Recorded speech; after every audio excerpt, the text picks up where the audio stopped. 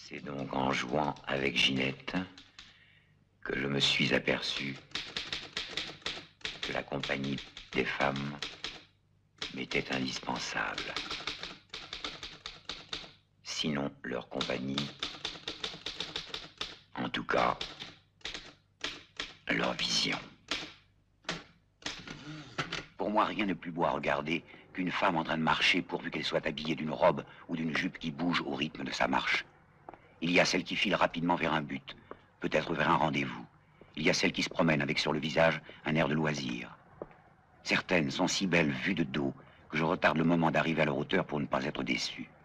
À vrai dire, je ne suis jamais déçu, parce que celles qui sont belles de dos et moches de face me donnent une sensation de soulagement, puisque malheureusement, il n'est pas question de les avoir toutes.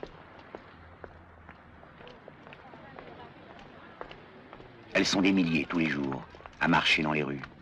Mais qui sont toutes ces femmes? Où vont-elles? À quel rendez-vous? Si leur cœur est libre, alors leur corps est à prendre, et il me semble que je n'ai pas le droit de laisser passer la chance.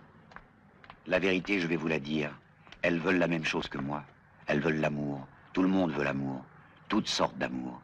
L'amour physique et l'amour sentimental, ou même simplement la tendresse désintéressée de quelqu'un qui a choisi quelqu'un d'autre pour la vie et ne regarde plus personne. Je n'en suis pas là, moi. Je regarde tout le monde. Comme certains animaux, les femmes pratiquent l'hibernation. Pendant 4 mois, elles disparaissent, on ne les voit pas. Au premier rayon de soleil du mois de mars, comme si elles s'étaient donné le mot, ou comme si elles avaient reçu un ordre de mobilisation, elles surgissent par dizaines dans les rues, en robes légères et talons hauts. Alors la vie recommence. Enfin, on peut redécouvrir leur corps et différencier 2 catégories. Les grandes tiges et les petites pommes. Voici une grande tige. Une petite pomme. Une belle jambe, c'est très beau, mais je ne suis pas ennemi des chevilles épaisses. Je peux même dire qu'elles m'attirent, car elles sont la promesse d'un évasement plus harmonieux en remontant le long de la jambe. Les mystères de la poste. Insondable. Insondable. Les jambes de femmes sont des compas,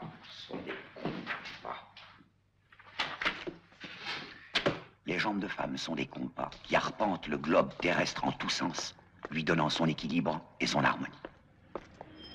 Je me suis rendu compte récemment qu'en hiver, je suis attiré par les grosses poitrines, alors qu'en été, les poitrines modestes me conviennent parfaitement. Voilà 2 petites pommes qui se tiennent par le bras.